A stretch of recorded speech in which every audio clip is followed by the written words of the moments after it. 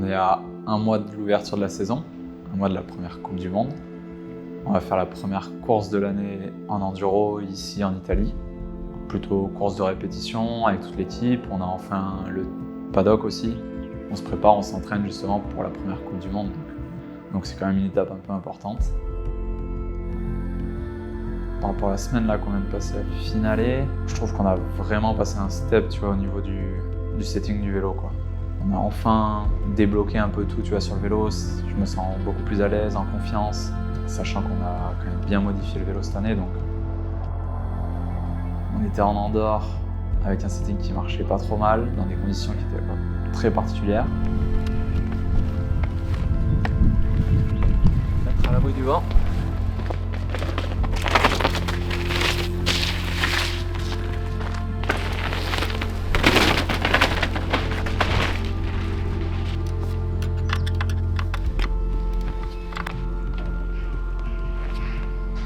Après, quand j'ai changé de terrain, ça marchait plus trop.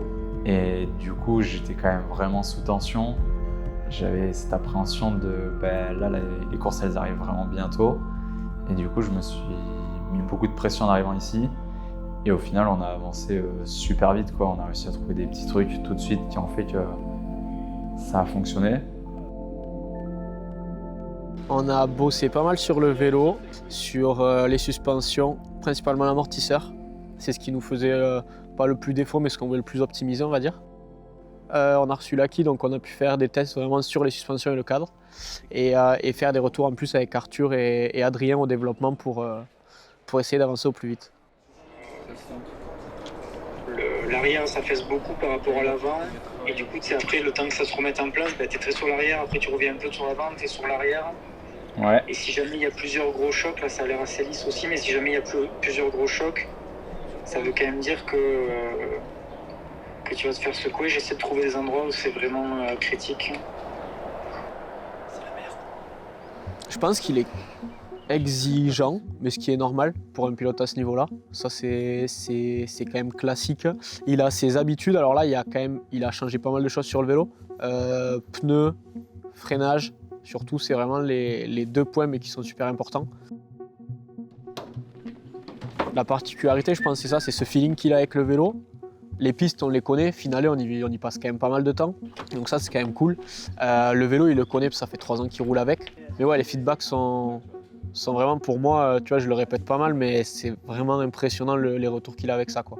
Tu vois, pour donner un ordre d'idée, dès qu'on change les hauteurs du vélo, l'assiette, on va dire, tous les 2 mm, il sent une différence au niveau du pédalier.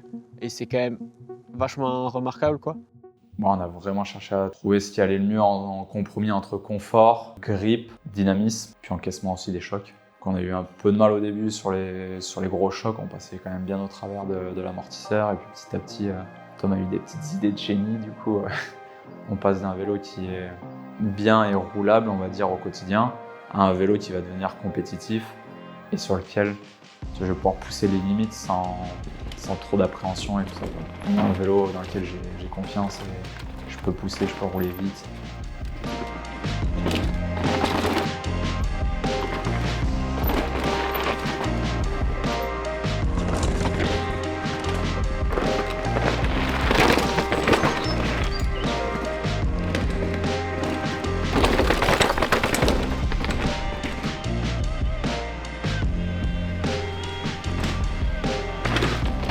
La dernière fois quand on était là pour les freins, j'étais en 1,53 et là 1,50.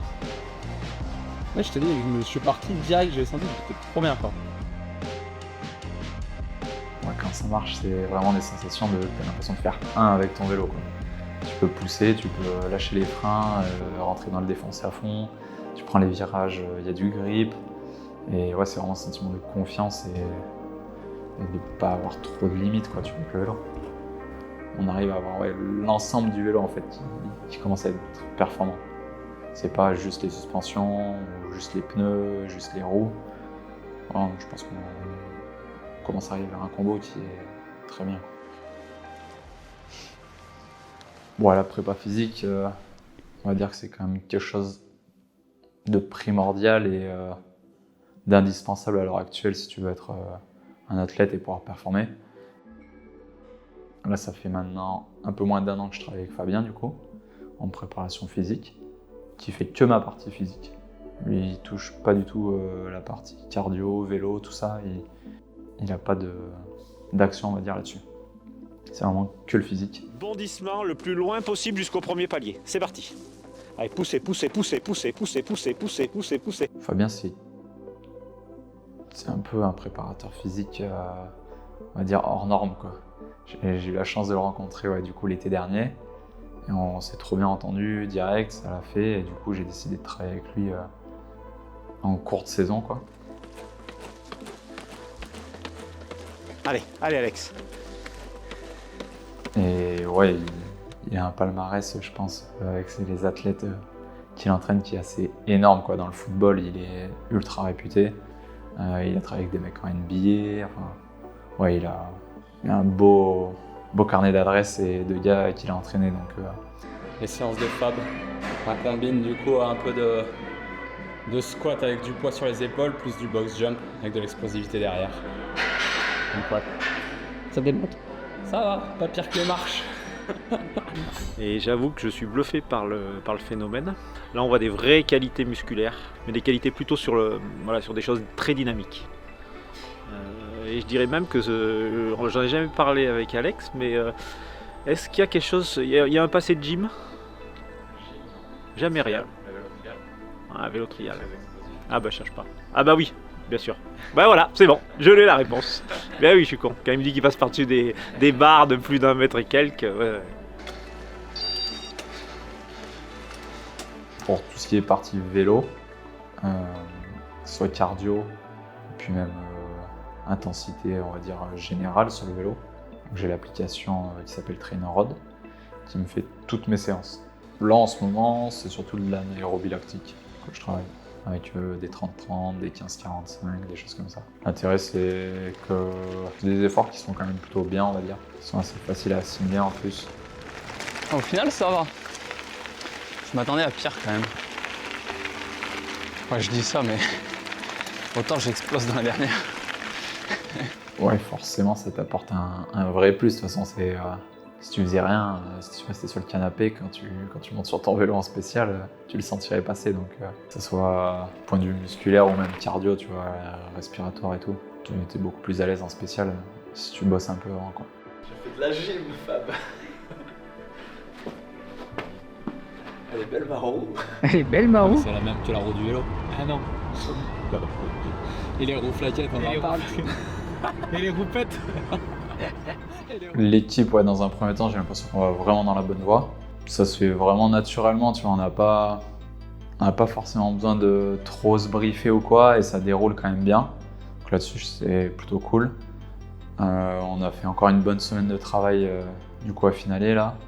C'est important de passer du temps tous ensemble pour apprendre à se connaître, la confiance. Et tu vois, toutes les petites habitudes, toutes les petites routines, on va dire, qui sont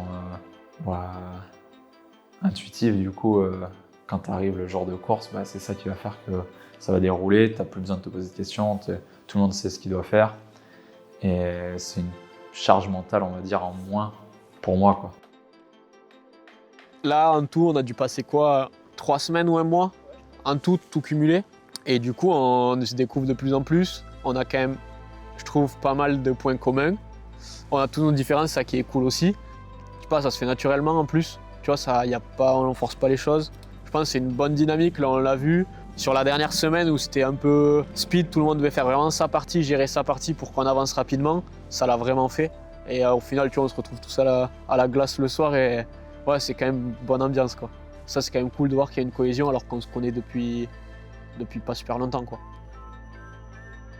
Ouais, je pense que tu l'as très bien dit, c'est le groupe commence à mieux travailler ensemble. Parce qu'on travaillait tous genre à fond, on donnait tous le meilleur de nous-mêmes, mais pas forcément tous dans le même sens. Et du coup, ouais, là, je pense qu'on commence vraiment à tous bien se connaître. En peu de temps, on est parti c'était la galère complète. On savait pas trop où on en était, où on allait, il nous manquait beaucoup de matos et il y avait beaucoup d'incertitudes. Et là, on arrive à quelque chose qui commence à être vraiment carré et avec beaucoup moins d'incertitudes, même s'il en restera toujours, et il faut qu'il y en ait. Non, là, c'est vraiment focus à remettre une plaque, à reprendre des départs de courses, de spéciales, et faire que tout fonctionne justement sur ces premières courses de pré-saison pour que tout soit prêt à pied de trace sur la première course du monde, quoi. Les premiers chronos diront ce qu'il en est, quoi, je pense. Et puis continuer à travailler avec tout ça, quoi. Continuer à aller de l'avant et bosser.